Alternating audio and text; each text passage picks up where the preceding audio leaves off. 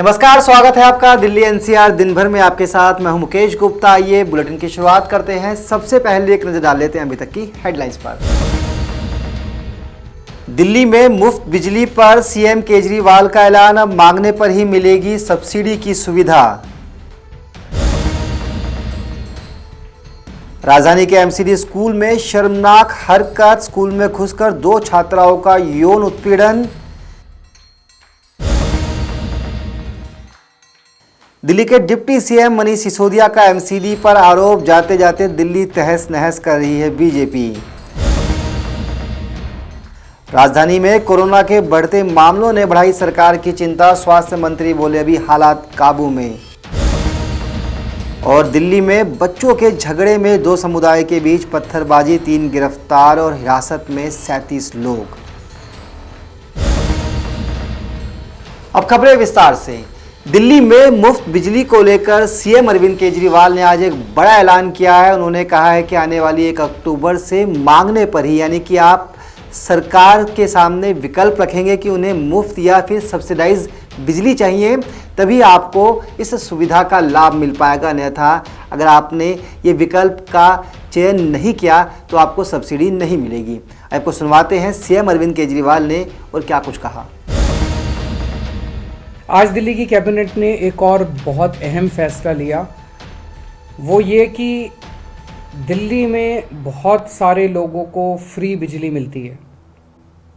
इसके लिए दिल्ली सरकार सब्सिडी देती है। बीच बीच में कई लोगों के मेरे पास सुझाव आते हैं, कई लोगों की चिट्ठियां आती हैं, कई लोगों से जब मैं मिलता हूं वो कहते हैं कि सर अच्छी बात है आप हमें फ्री बिजली दे रहे हो, लेकिन हमारे में से कुछ लोग जो हैं वो सक्षम हैं, हम फ्री बिजली नहीं लेना चाहते, हम आपकी सब्सिडी नहीं लेना चाहते, आप इस पैसे को कहीं स्कूल अस्पताल बनाने के लिए इस्तेमाल कर लीजिए। तो अब हमने तय किया कि हम ये ऑप्शन देंगे। हम लोगों से पूछेंगे क्या आपको बिजली की सब्सिडी चाहिए। अगर वो कहेगा हाँ चाहिए तो हम उनको देंगे, अगर वो कहेगा नहीं चाहिए तो हम उनको नहीं देंगे। तो ये लोगों से पूछने का काम जल्दी शुरू होगा और 1 अक्टूबर से दिल्ली के अंदर उन्हीं लोगों को बिजली की सब्सिडी दी जाएगी जो लोग बिजली की सब्सिडी मांगेंगे। बहुत बहुत शुक्रिया।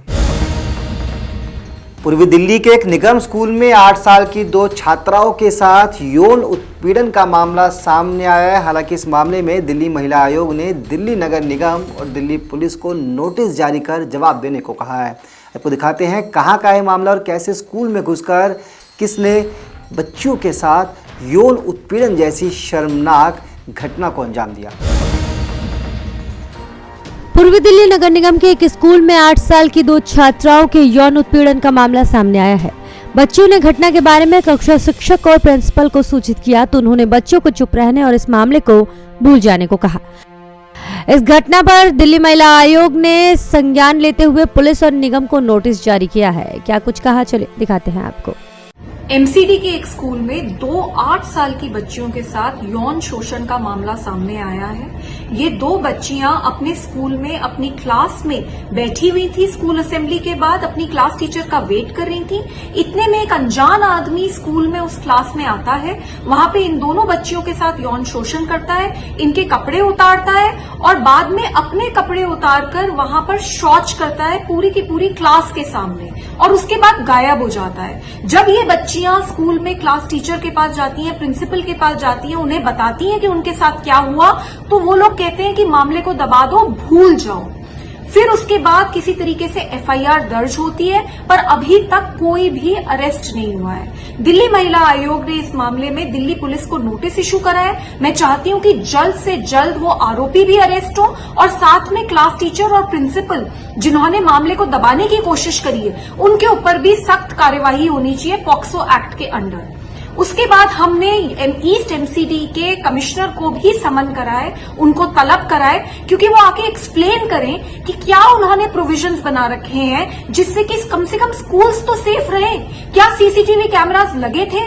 अगर लगे थे तो कैसे ऐसे हुआ कि एक आदमी स्कूल के अंदर आता है जिसको कोई नहीं जानता और उसके बाद वो इतनी गंदी घटना को अंजाम दे देता है और उसके बाद गायब हो जाता है और स्कूल कोई एक्शन नहीं लेता। ईस्ट एमसीडी को मैंने यहाँ पे समन कर रखा है, उनकी भी जवाबदेही तय होनी चाहिए और दिल्ली पुलिस को तुरंत इस आदमी को अरेस्ट करना चाहिए। दिल्ली महिला आयोग के अध्यक्ष स्वाति मालीवाल ने ट्वीट करते हुए समाज के क्राइम की ओर इशारा किया है।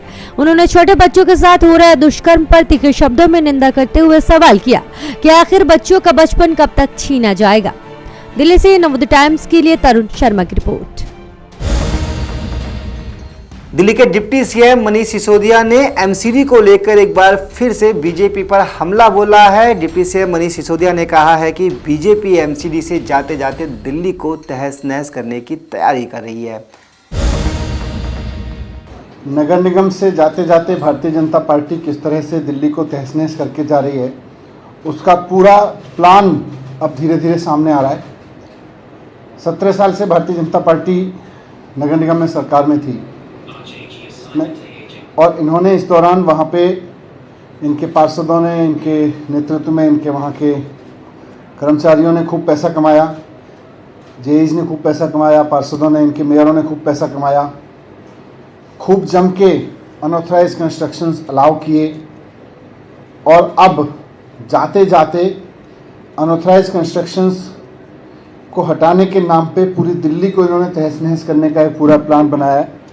मैं आपके सामने डेटा रख रहा हूँ कि किस तरह से भारतीय जनता पार्टी दिल्ली में अनऑथराइज अनरेगुलर कॉलोनी जो हैं 1750 कॉलोनियाँ हैं दिल्ली में, और दिल्ली की अब भारतीय जनता पार्टी के प्लान के हिसाब से दिल्ली की 1750 कॉलोनियाँ पे बुलडोज़र चलेगा, क्योंकि ये कच्ची कॉलोनियाँ हैं, क्योंकि ये अनऑथराइज हैं, क्योंकि ये अनरेगुलर हैं और यहाँ करीब 14 लाख परिवार रहते हैं, लगभग 50 लाख लोग रहते हैं यहाँ।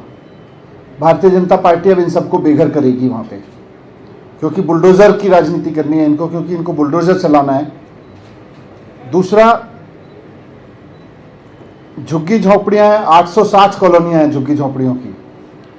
860 कॉलोनियों में करीब 10 लाख झुग्गियों में लोग रहते हैं। बीजेपी अब वहाँ भी जगह जगह नोटिस देके बुलडोज़र चलवा रही है, उनको भी तोड़ना चाहती है भारतीय जनता पार्टी। 50 लाख लोग तो जो अनऑथराइज अनरेगुलर कॉलोनीज़ में रह रहे हैं उनको, और 10 लाख लोग जो दिल्ली की झुग्गियों में रह रहे हैं, सबको बेघर करना चाहती है भारतीय जनता पार्टी। और तीसरा, इनके जो प्लान है उसमें यह है कि किसी ने अगर रेगुलर कॉलोनी में डीडीए के फ्लैट में इन्होंने, किसी ने अपनी बालकनी बना ली, किसी ने अपना कमरा बना लिया, किसी ने ऊपर का फ्लोर बना लिया, वो सब भी इन्होंने इर्रेगुलर घोषित किया है। और इन्होंने करीब 3 लाख लोगों को तो नोटिस दे रखा है इस तरह का 1 साल में, और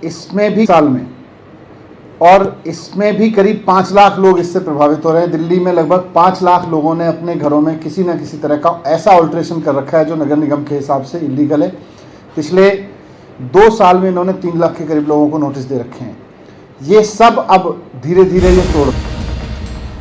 दिल्ली में कोरोना की रफ्तार थमने का नाम नहीं ले रही है, तो वहीं दूसरी तरफ दिल्ली के हेल्थ मिनिस्टर सत्येंद्र जैन ने कहा है कि फिलहाल दिल्ली में किसी नए नियम को लागू करने की फिलहाल जरूरत नहीं है। आपको सुनवाते हैं हेल्थ मिनिस्टर सत्येंद्र जैन ने और क्या कुछ कहा। देश की राजधानी दिल्ली में कोरोना के नए मामलों की रफ्तार थमने का नाम नहीं ले रहे हैं। रोजाना बढ़ रहे कोरोना के एक्टिव मरीजों के ग्राफ ने सरकार की टेंशन बढ़ा दी है। इसी बीच दिल्ली के स्वास्थ्य मंत्री सत्येंद्र जैन ने कहा कि सरकार कोविड की स्थिति पर लगातार नजर बनाए हुए है। साथ ही कहा कि मौजूदा वक्त में बड़ी पाबंदियों की जरूरत नहीं। और क्या कुछ कहा, चलिए सुनवाते हैं आपको। दिल्ली के अंदर क्योंकि टेस्टिंग सबसे ज़्यादा होती है और 5% से 6% के बीच में पॉजिटिविटी बनी हुई है और केसेस लगभग 1200-1500 पिछले कई दिनों से आ रहे हैं।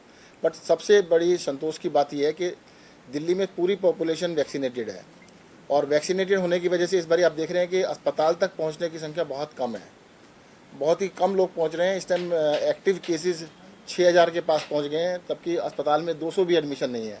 हमने 10,000 बेड हॉस्पिटल में अरेंज किए हुए हैं, जिसमें से ऑक्यूपाइड बेड 200 भी नहीं है और बहुत ही कम लोग अस्पताल तक पहुँच रहे हैं। इस बात की संतोष है कि भाई ये ज़्यादा सीरियस नहीं हो रहा है।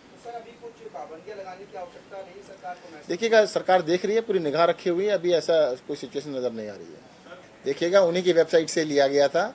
आप उनकी वेबसाइट पर 25 तारीख, 26 तारीख, 27 तारीख और 28 तारीख 5 दिन का मैं कहूँगा तो दोबारा आपको दे देता हूँ। उनकी वेबसाइट पे जो डिटेल थी उतना ही था। उन्होंने 29 तारीख को हमारा पत्र जाने के बाद कहीं से डाइवर्ट की होंगी गाड़ियाँ या जो भी किया होगा, थोड़ा बहुत बढ़ाया है, परंतु अभी भी जो कोयला है जितना है, देखो 21 दिन का स्टॉक होना चाहिए। अभी भी किसी भी प्लांट में 21 दिन का नहीं, कहीं पर उन्होंने कहा 3 दिन का है, कहीं पर 5 दिन का उन्होंने खुद ही माना है। परंतु उनकी वेबसाइट पर जो मैंने भेजा है एग्जैक्टली ऑथेंटिकेटेड डाटा है, उसके अंदर कोई भ्रम नहीं है। अगर भ्रम फैलाया है तो केंद्र सरकार की वेबसाइट। इसी के साथ बता दें कि भारत में कोरोना वायरस के नए एक्सी वेरिएंट के बढ़ते मामलों ने लोगों की चिंता को काफी बढ़ा दी। खासतौर पर राजधानी दिल्ली में कोरोना के बढ़ते मामलों को देखते हुए स्थिति और भी ज्यादा चिंताजनक बनी हुई है। कोरोना के बढ़ते मामलों को देखते हुए दिल्ली के टॉप अस्पतालों के डॉक्टरों ने आशंका जताई है कि आने वाले 10 से 15 दिनों में दिल्ली में कोरोना के मामले पीक पर होंगे, लेकिन उसके तुरंत बाद ही ये कम होने शुरू हो जाएंगे। ब्यूरो रिपोर्ट, नवोदय टाइम्स, नई दिल्ली। दिल्ली के वेलकम इलाके में दो बच्चों के बीच शुरू हुआ झगड़ा दो समुदाय के बीच हिंसक झड़प में तब्दील हो गया। आपको बता दें कि दिल्ली पुलिस ने इस मामले में 3 लोगों को गिरफ्तार किया है, साथ ही 37 लोगों को हिरासत में भी लिया है। आपको दिखाते हैं क्या है पूरा मामला। दिल्ली के वेलकम इलाका देर रात अचानक जंग के मैदान में तब्दील हो गया। बच्चों के बीच शुरू हुई मामूली कहासुनी और झगड़े ने देखते ही देखते दंगे का रूप ले लिया। बच्चों के बीच शुरू हुए झगड़े के बाद दो समुदाय के लोग आमने सामने आ गए। दोनों समुदायों के बीच हिंसक झड़प हो गई। विवाद इतना बढ़ गया कि दोनों समुदायों के लोगों ने एक दूसरे पर पत्थरबाजी शुरू कर दी। जानकारी मिलने पर पुलिस मौके पर पहुंची और अब तक 3 लोगों को गिरफ्तार भी कर लिया गया है। इसके साथ ही 37 लोगों को हिरासत में लिया गया। 10 बजे के लगभग हमें कॉल मिली कि फोटो चौक वेलकम में झगड़े की एक कॉल थी। तुरंत पुलिस टीम को रवाना किया गया। बाद में फिर एक कॉल जब समुदाय के बीच झगड़े वाली हुई तो मैटर की सेंसिटिविटी को देखते हुए पूरी डिस्ट्रिक्ट फोर्स जो हमारी मोबिलाइज की हुई होती है उसे भी रवाना किया गया और सभी सीनियर ऑफिसर्स भी पहुँचे। प्रिलिमिनरी इंक्वायरी में वहाँ निकल कर आया कि यह बच्चों के बीच में पार्क में खेलते हुए झगड़ा हुआ, वही एक बड़े झगड़े के रूप में तब्दील हुआ। जबकि संख्या में ऐसा नहीं है कि वहाँ जो सारे लोग थे वो झगड़े में शामिल थे। यह भी निकल कर आया कि लोगों ने बहुत अच्छा रोल निभाया। बड़े लोगों ने उनको पैसिफाई किया, समझाया, और संख्या उनकी और पुलिस बल की संख्या ज़्यादा होने के कारण भी रिपीटेड कॉल्स लगी लोगों को। ये लगा कि कोई बहुत बड़ा झगड़ा हुआ है, बट ऐसा नहीं था। ये पार्क में खेलते हुए बच्चों के बीच में झगड़ा था। और ऐसे कई लड़कों को, ट्रबल मेकर्स जो रहे, उनको आइडेंटिफाई भी कर लिया गया है और राउंड अप कर लिया। 20 के लगभग हम लोगों ने राउंड अप कर लिए हैं अभी, और कुछ ट्रबल मेकर्स को हिरासत में भी ले लिया गया है और कुछ की तलाश अभी जारी है। सर, पथराव भी वहाँ जानकारी मिली, जो पथराव भी हुआ है सर, स्कूल एक पार्क है वहाँ जिसका नाम अभी रखा गया गणेश पार्क। वहाँ पे बच्चे खेल रहे थे, पथराव भी आपस में हुआ है सर कुछ? हाँ, बेसिकली जो वो बच्चे खेल रहे थे उन्हीं के बीच में जो झगड़ा हुआ, उस वक्त उन्होंने पत्थर वत्थर मारना शुरू किया था। और वो जो मैंने बताया कि बड़े लोग आए वहाँ, उन लोगों ने उन्हें समझाने की जो कोशिश की, उसी में वहाँ मोहल्ले के लोग एकत्रित हुए। उन्होंने बहुत अच्छा रोल भी निभाया, जो कि एक नागरिक समाज से अपेक्षा की जाती है। और हमारी नागरिक भाईचारा समिति के सदस्यों को भी जो रॉप इन किया गया, उन लोगों ने भी बड़ा अच्छा रोल निभाया। तुरंत जो है उन्होंने आइसोलेट किया, और यही हमारी कोशिश है कि जो भी ट्रबल मेकर्स हैं वो आइडेंटिफाइड हों। उनको जो है एक स्ट्रॉन्ग मैसेज लेने के पॉइंट ऑफ व्यू से ही हमने इसमें आईपीसी के तहत कार्रवाई भी की जा रही है और साथ ही 108 सीआरपीसी के तहत भी पाबंद किया जा रहा है। पुलिस से मिली जानकारी के अनुसार वेलकम इलाके के फोटो चौक पर दो समुदायों के बीच झगड़ा और पथराव हुआ। इसके बाद से ही इलाके में तनाव की स्थिति बनी हुई है। स्थिति की गंभीरता को देखते हुए पूरे इलाके में भारी सुरक्षा बल तैनात कर दिया गया है। फिलहाल इस मामले में पुलिस ने दंगे की धारा में एफआईआर दर्ज की है। उधर पुलिस मामले की जांच कर रही है, जिसके बाद ही पत्थरबाजी की असल वजह सामने आ पाएगी। दिल्ली से इसरार अहमद के साथ संगीता सिंह की रिपोर्ट, नवोदय टाइम्स। तो दिल्ली एनसीआर दिन भर के इस बुलेटिन में फिलहाल के लिए इतना ही। मुझे दीजिए इजाजत, नमस्कार।